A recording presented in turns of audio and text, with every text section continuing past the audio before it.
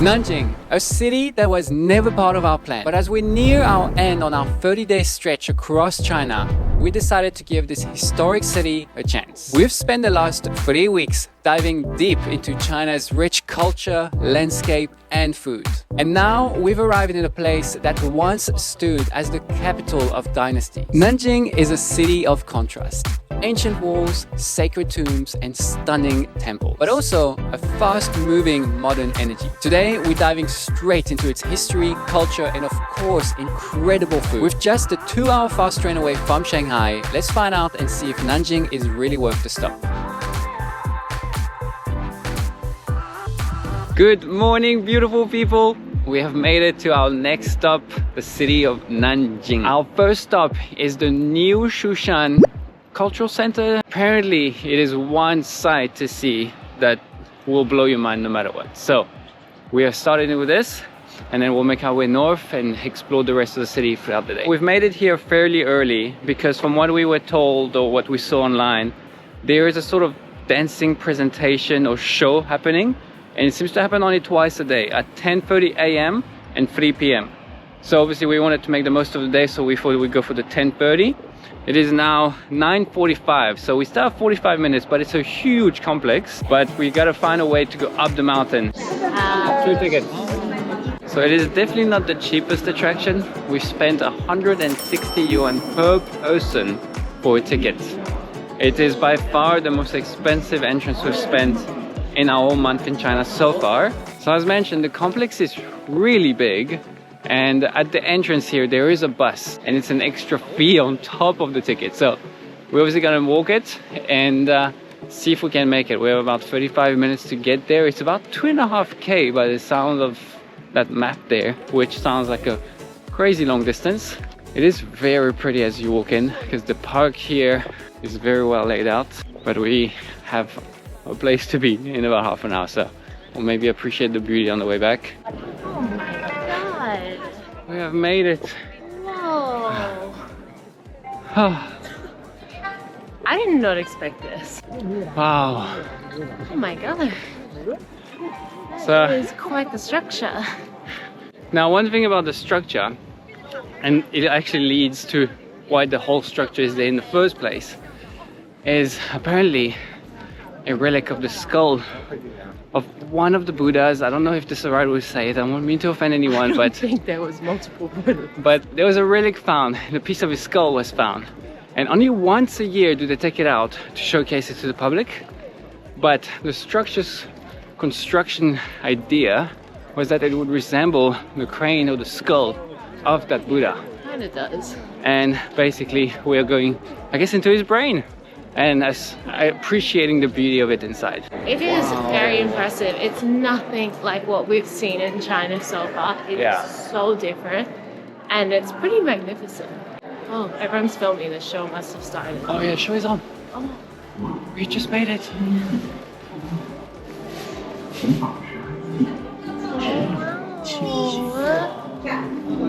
Oh, that's so pretty. Oh my gosh. Oh, wow. Oh, this is super cool.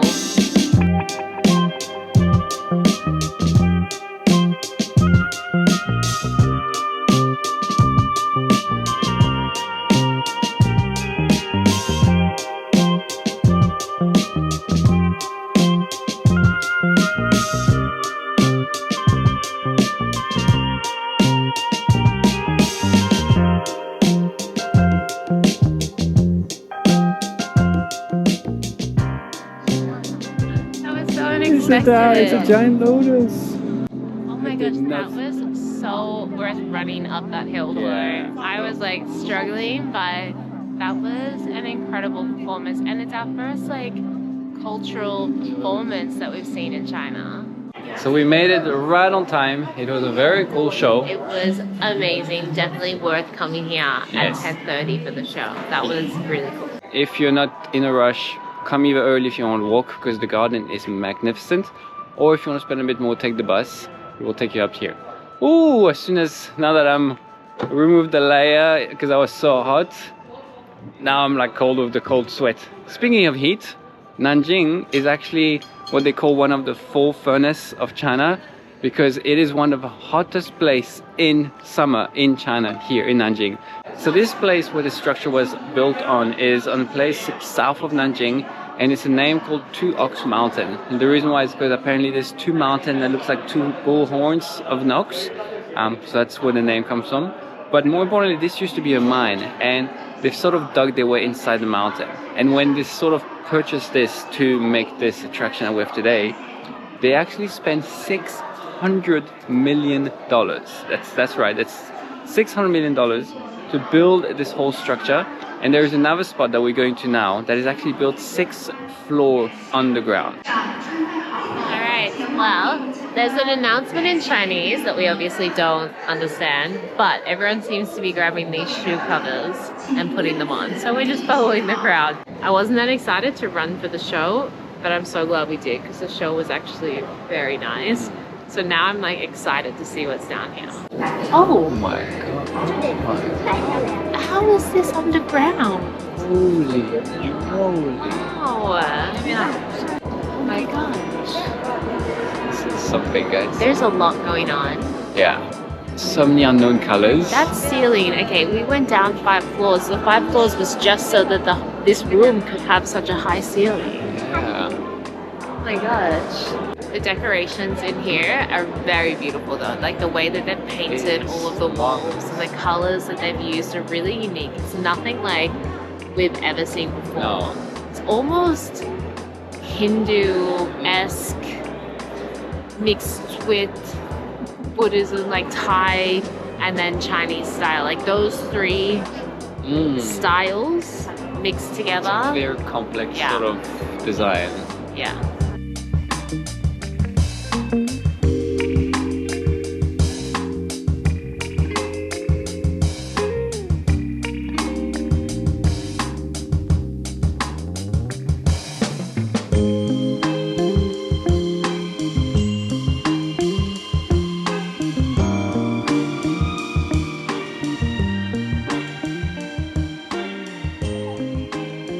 We rushed up here so quickly early on that I didn't even see the view.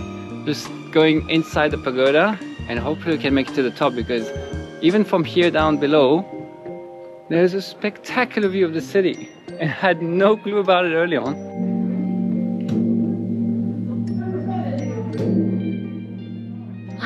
We finally made it to the very top floor, and each floor is a little bit larger than one floor, so technically we're on the 9th floor, but I would estimate it's more like the 12th floor of a normal staircase. Was it worth it? Yes, because we would never have lived with ourselves had we not come up here and seen what was up here. Of course.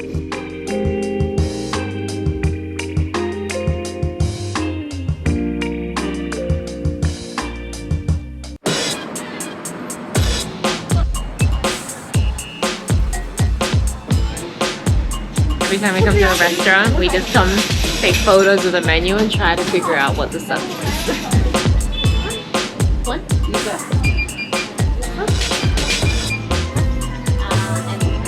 Get ourselves a little feast. We tried to go for all the traditional food of Nanjing, and one of them, I'm sorry to say, unfortunately, is duck blood soup, Which Max has volunteered to try. which I will volunteer to try. And in all honesty, it looks really good. I just really was expecting just like an actual red blood soup. So this smell it smells really good. Oh my god, that smells amazing. I know, right? No idea what it is. Ah, 谢谢。 I love that. The soy sauce comes in this adorable teapot. Xiaolongbao.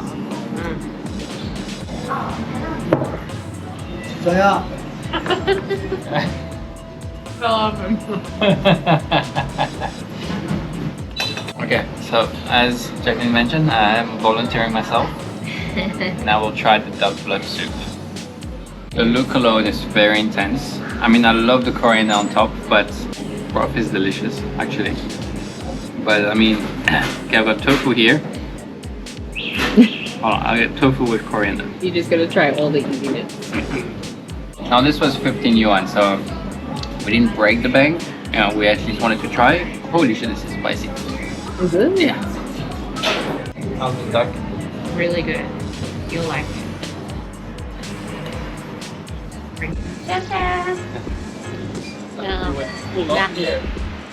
Nothing. I get zero. Whenever we say thank you when we leave a restaurant in China, we get nothing in return. I think they're just really not used to it, because when you order in China, you usually pay right away as you order. So then when you're done, you just get up and leave, and there's no like transactional or reason to speak. So for us though, it's so weird, and we always say thank you when we leave, and then no one ever responds to us. So we've actually come to the area of Laomendong, and I think as we walk a little bit further, this is like the ancient town of Nanjing. So a fun fact about Nanjing is they actually had the longest town wall and city wall. Longest city wall. It's 25 kilometers. But apparently it's one of the most well-preserved ancient walls in China. So we're actually heading towards that section now, and we should be able to see one of the gates. One thing to note about Nanjing compared to other cities that we've already been to in China is that things are more spread out here, like the things that we're doing today. So it's actually taking us a long time to travel. So to get to the temple earlier, and then now to get from the temple to the city, then we tried to go for lunch, and then we had to come to a different area. So it's just taking us a long time to do things. We've made it to the gate. This is gorgeous. Look how cute this is. I'm so excited. But this one is honestly really charming. Like, it's really cute. The bricks of the buildings, again, a very different style to what we've seen. And it's lined with trees, and it's very just chill. Everyone's just taking a little afternoon stroll, enjoying themselves. Oh, I have no idea what's going on, but it's some sort of a parade. Oh, this is very exciting.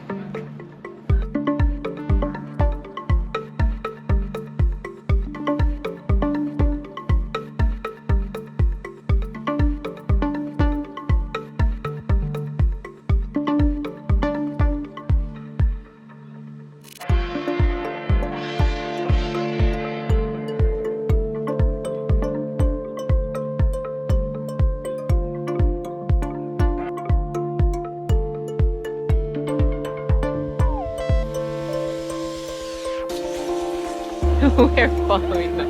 We're basically a part of the crew now. And then we've just come to the ancient wall, and it is so tall. It'll be really nice. Oh my gosh, look at that. That is magnificent. That's beautiful. That, like, with this little weird arches and the wall and the park. So we thought we would walk along the wall because we could see on the map that just a little bit further along from the ancient town was what was called the Gate of China. And I mean, it's a gate. There it is. It's not as grand as the gates that we've seen in other ones, but I think the other side is the river, so we should definitely check that out. We want to walk along the wall and see the park and the river going alongside it. Wow, so cute. There's a gentleman down here. He's literally wearing a suit jacket, and he's just fishing in the river, like just ending his day the best way he can. Living his best life.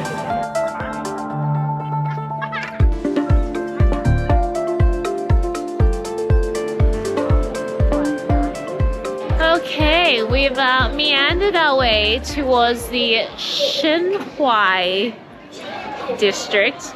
I don't know how to pronounce it, guys.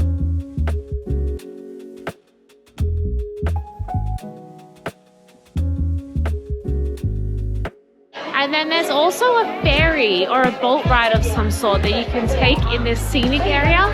So we're gonna try and find that and see how much it is. And with the lights coming in, it's looking, oh my god, it's looking really pretty.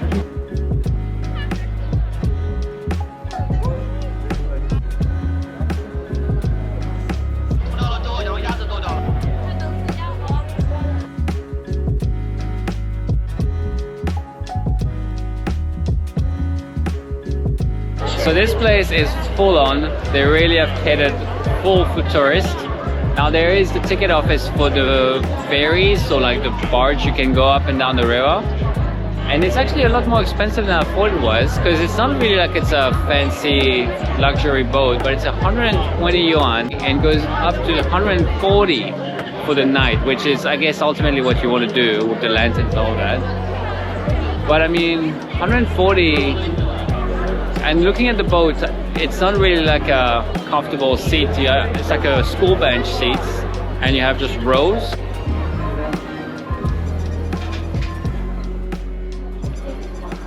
That is so cool. Okay, so we've just walked down this alley because the red lanterns caught our attention. The very first stall is a pearl store, and then right in front of it is the actual clamshells that are growing the pearls. Never seen that before. Oh wow. Okay, so he is actually selling those clams, and you like, I guess, grow your own pearl. And so the smaller ones are 10 yuan, which is like 2 Aussie dollars. And then the bigger ones go up in price. And then the really expensive one is like the purple opally colored. Whoa, okay, it takes 6 years to grow one of these big pearls here. It's okay, yeah. This one here is one of these shells. And he says it takes 6 years to grow it. That's such an investment. But I mean, it's so affordable. You can buy one for like literally less than $20, wait 6 years, and you have a beautiful big pearl. Yeah, like they're not too big and they're cute, I think. Okay. Ah, beautiful, Shushan.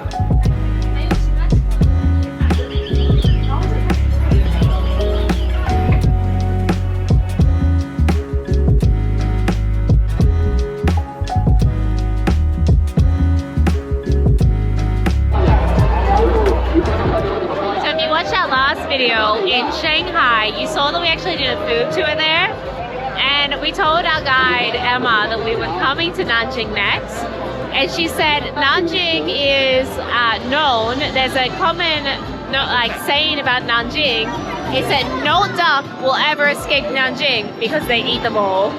And this here is a line for people who are trying to buy the salted duck.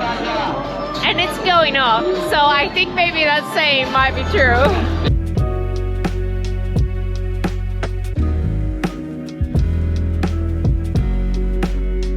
Okay guys, that is pretty much it for Nanjing. We've done everything that we can fit into the one day that we do have here. But it is a really sweet city, and it honestly, like, I mean, look in here. Like, it has such a nice vibe, and all of the greenery was amazing. So if you're planning a trip and you're in Shanghai, definitely make a little trip to Nanjing. Honestly, this city is really nice.